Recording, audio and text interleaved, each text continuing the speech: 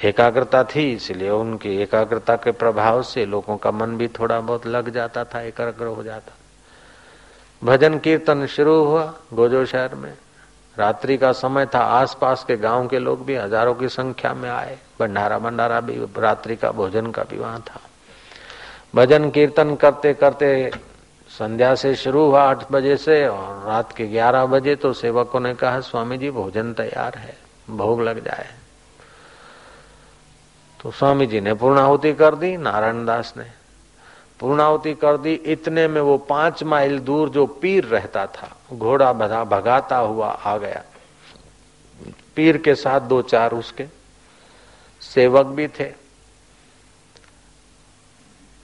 तो देखा कि नारायण दास ने पूर्णाहुति कर दी। पीर को बुरा लगा कि मैं आ रहा था और आप पूर्णाहुति कर दिया। इतना ख्याल नहीं रखा कि 5 माइल घोड़ा भगाते भगाते आ रहा है मित्र, जरा पूर्णाहुति देर से करते। इतने में चेलों ने आग में घी डालने का काम किया। बोले जब नारायण दास अंतर्यामी है, सर्वज्ञ है, पहुंचे हुए संत हैं, तो इनको तो पता होगा कि आपने निकले हैं वहां से, तो पूर्णाहुति कैसे कर दी। ले देख लो इनकी दोस्ती। पीर साहब ये यारी डिठो संतन जी, उन्होंने बहका दिया। वो बहकते बहकते पीर आ गया गुस्से में। पीर ने श्राप दे दिया कि ये तो पब्लिक को देखकर अंधा हो गया है, अब तो अंधा ही रहेगा। नारायण दास ने कहा यार तुम श्राप दे रहे हो, चलो तुम्हारी बात सत्य। उनकी आंखें देखने से इनकार कर गई, अंधे हो गए। नारायण दास ने कहा मैंने तो तुम्हारा तोहफा ले लिया, तुम्हारा श्राप मैंने तो ले लिया, लेकिन मेरे सिंधी समाज ऐसा न समझे कि सिंधियों में कोई संत ही नहीं है अथवा सिंधी संत में कोई सामर्थ्य नहीं है। इसलिए तूने जल्दी से मेरे को श्राप दे दिया, दोस्ती का थोड़ा तो ख्याल रखता।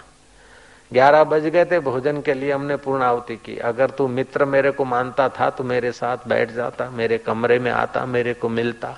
भोजन करके हम फिर से कीर्तन भजन की रमझट करते और रात भर गाते, और आप भी प्रवचन करते, आप भी करते। तुमने अपने चमचों की बातों में आकर कुपित होकर मुझे श्राप दे दिया। तुमने दोस्ती निभाई नहीं, दोस्ती में तुमने गड़बड़ की। मैंने तो तुम्हारा श्राप ले लिया, मेरी आंखें तो अंधी हो गई, लेकिन मैं तो अंधा नहीं हूं। अब तुम भी लौट में ले जाओ, जैसे कोई देता है ना तो लौट में देते ना, तुम भी मोट में कुछ खणी मन। तुमने तो मेरे को श्राप दिया है, लेकिन लौटते हुए प्रसादा तुम भी ले जाओ। पीर तुम भी अपने मढ़ी तक पहुंचोगे नहीं, रास्ते में लोहलुहान होके मर जाओगे। ये मेरे तरफ से भी प्रसाद लेते जाओ। एकाग्रता है उसको कहीं भी लगा दो, वरदान में लगा दो, श्राप में लगा दो, लोगों के उत्थान में लगा दो, आत्मचिंतन में लगा दो। एनर्जी है, इलेक्ट्रिसिटी है। पंपिंग स्टेशन में लगा दो, पानी फेंक के बाहर कर देगी। अब माइक में लगा दो तो आवाज बढ़ा देगी, पंखे में लगा दो हवा मारेगी, फ्रिज में लगा दो तो बर्फ बना देगी, और हाथ पे लगा दो तो यमपुरी पहुंचा देगी। तो एनर्जी है। वो नारायण दास ने कहा कि पीर जा पुट तो मुखे श्राप ॾिनो आहे, तो मोट में तुंब खणंदो वञा, मतां ठलो वञे, तुंब मॾीअ ताईं कोन पहुचंदे, रत थी वञे रस्ते में मरने। पीर को गुस्सा आया हो तो घोड़े पर रवाना हुआ। चल मेरी घोड़ी टपाटप, घोड़ी टपाटप टपाटप टपाटप जा रही।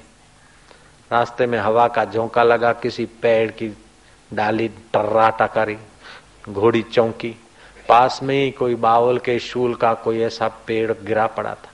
घोड़ी चौंकी, उस चौंकने से पीर का पैर घोड़ी के रकाब में से निकल गया।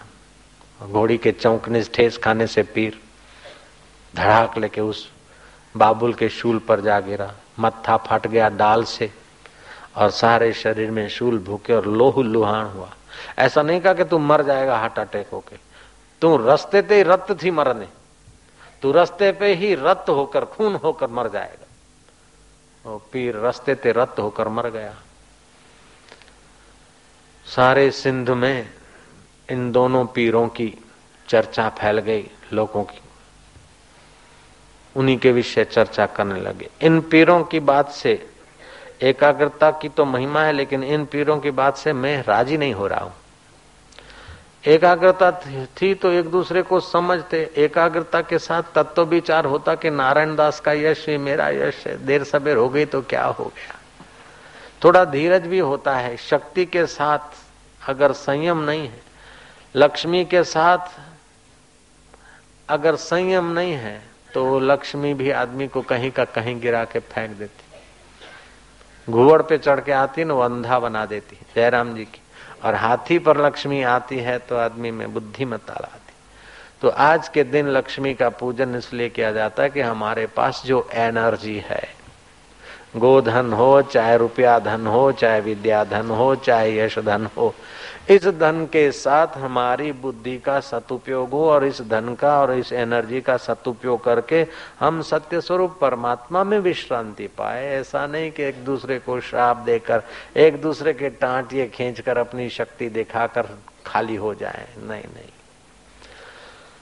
शक्ति हो और कष्ट कोई दे दे, फिर भी शक्ति का फायदा यह है कि कष्ट सहे लेकिन अपने लिए शक्ति का उपयोग न करे। ये बात मैंने पूज्यपाद गुरुदेव के जीवन में देखी। गुरुदेव चाहते तो संकल्प मात्र से बहुत कुछ उथल पाथल कर सकते थे। ऐसे मैंने कई प्रसंग देखे गुरु चरणों में। लेकिन गुरु जी के जीवन में जब कष्ट आया तो उन्होंने अपना कष्ट निवारने के लिए कभी अपनी शक्ति का उपयोग नहीं किया।